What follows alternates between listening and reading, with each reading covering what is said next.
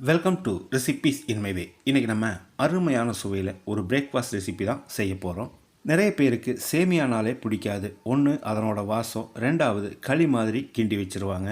வாசம் இல்லாமல் அருமையான சுவையில் இந்த மாதிரி உதிரியாக இதை எப்படி செய்கிறது, இதுக்கு தேவையான பொருட்கள் என்ன பார்க்கலாம் வாங்க. பேனில் 1 லிட்டர் அளவுக்கு தண்ணி வச்சுருக்கேன்.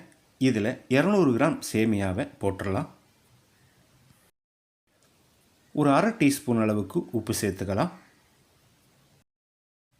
தண்ணியில் முழுகிற அளவுக்கு அழுத்தி விட்டு ஒரு 5-6 நிமிஷம் வேக விட்டுடலாம். 5 நிமிஷம் வேக விட்டுருந்தோம். சேமியா நல்லா வெந்துருச்சு. ஸ்டவ் ஆஃப் பண்ணிவிட்டு இதை இந்த மாதிரி ஒரு வடிகட்டியில் வடிச்சிடலாம். வலுவழுப்பான அந்த தண்ணியை வடிச்சிட்டோம். இதுக்கு மேலே ஒரு 2 லிட்டர் அளவுக்கு தண்ணி ஊற்றிக்கலாம். கோல்டு வாட்டர் இருந்தாலும் ஊற்றிக்கலாம். ஒரு 2 தரம் இந்த மாதிரி அலசணும். இந்த மாதிரி அலசும்போது இதில் இருக்கிற வாசமும் போயிடும். இது அலசும்போது சத்தெல்லாம் போயிடும் அப்படின்னு நினைக்காதீங்க. இதில் பெருசாக அவ்வளோக்காக சத்து ஒன்றும் கிடையாது. இந்த மாதிரி அலசின பிறகு நான் ஒரு பிளேட்டில் கொட்டி வச்சுருக்கேன். இது கொஞ்சம் நேரம் ஆறும்போது நல்லாவே உதிரியாக வந்துடும். வாணலியில் 1.5 டேபிள் ஸ்பூன் எண்ணெய் விட்டுக்கலாம். அரை டீஸ்பூன் கடுகு,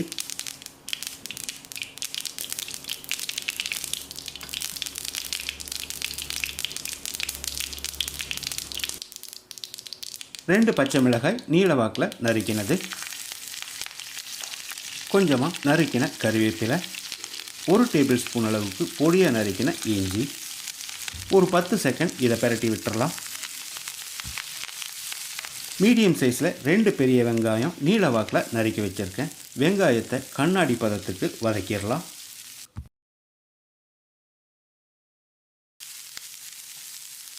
வெங்காயம் இந்த அளவுக்கு வதங்கினது போதும். ஒரு குடைமிளகாயை பொடியாக நறுக்கி வச்சுருக்கேன், இதை போட்டுடலாம்.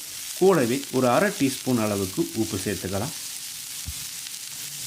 மறுபடியும் 1 நிமிஷம் அளவான தீயிலேயே இதை ஃப்ரை பண்ணிக்கலாம். குடமிளகாயும் வெங்காயம் செவந்து வர அளவுக்கு ஃப்ரை ஆகிடுச்சு. இதில் ஒரு தக்காளியை பொடியாக நறுக்கி வச்சுருக்கேன், இதை போட்டுடலாம். தக்காளி மசிகிற அளவுக்கு வதங்க வேண்டியதில்லை, ஓரளவுக்கு வதங்கினாலே போதும்.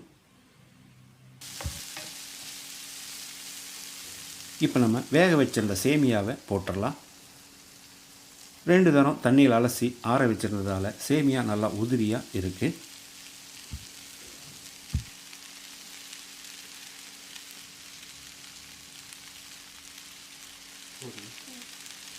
இதில் ஒரு அரை டீஸ்பூன் அளவு உப்பு சேர்த்துக்கலாம். அளவான தீயிலேயே ஒரு 2 நிமிஷம் பரட்டி விடணும். உதிரியான சேமியா உப்புமா ரெடி ஆயிடுச்சு. வெஜ்ஜு சாப்பிட்றவங்க இப்படியே சாப்பிட்லாம். நான்வெஜ் சாப்பிட்றவங்களுக்காக 5 முட்டையை ஒரு பவுலில் ஊற்றி வச்சுருக்கேன். இதில் அரை டீஸ்பூன் அளவுக்கு உப்பு சேர்த்து நல்லா அடித்து கலந்துடலாம்.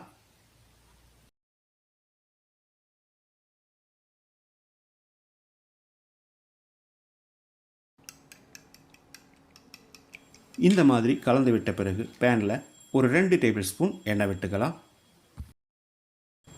உப்பு சேர்த்து கலந்து வச்சுருந்த முட்டையை ஊற்றிடலாம். முட்டை ஊற்றின பிறகு ஸ்டவ்வில் தீயை குறைச்சி வச்சுக்கோங்க. நல்லா உதிரியாக பொடி மாஸ் மாதிரி வர்ற அளவுக்கு இதை நம்ம பிரட்டி விடணும்.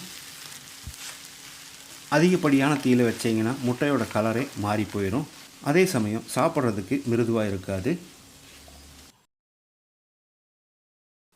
இந்த மாதிரி உதிரியாக வந்த பிறகு இதில் 1 டீஸ்பூன் மிளகுத்தூள் சேர்த்து பிரட்டி விட்டுறலாம்.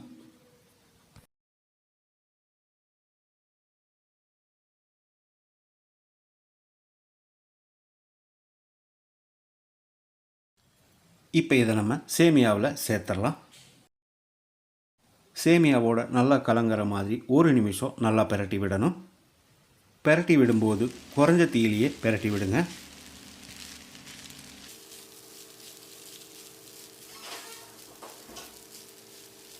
அருமையான சுவையில் எக் நூடுல்ஸ் மாதிரியே எக் சேமியா ரெடி ஆயிடுச்சு. பொடியாக நறுக்கின மல்லி இலையை தூவி கலந்து விட்டு இறக்கிடலாம். இந்த மாதிரி செஞ்சு கொடுக்கும்போது குழந்தைங்க ரொம்பவே விரும்பி சாப்பிடுவாங்க. அதனால் இதே மாதிரி இதே அளவுகளோட நீங்கள் செய்து பாருங்கள். இந்த வீடியோ பிடிச்சிருந்தா லைக் பண்ணுங்கள், கமெண்ட் பண்ணுங்கள், ஷேர் பண்ணுங்கள். சப்ஸ்கிரைப் பண்ணாதவங்க சப்ஸ்கிரைப் பண்ணுங்கள். மறக்காமல் பெல் பட்டனை கிளிக் பண்ணுங்கள்.